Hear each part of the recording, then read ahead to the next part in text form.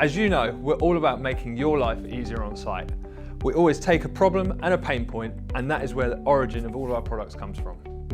So we start by taking the problem, which for us is normally around improving efficiency, or moving something safely, or storing something securely. And then we'll put all our heads together from all angles and find out how we can get the best solution. We developed the initial ideas using 3D CAD models, producing 2D technical drawings, or even producing prototypes in the workshop, or using our 3D printer in-house. The development process can take from 2 weeks to 52 weeks, and this is all the while communicating with the customer to find out how we can best solve their need. For example, for the T-cart, we revised that design 3 times until we were satisfied. We improved and learned from each revision by putting our boots on the ground and getting live, honest, down-to-earth feedback from those guys actually on the tools.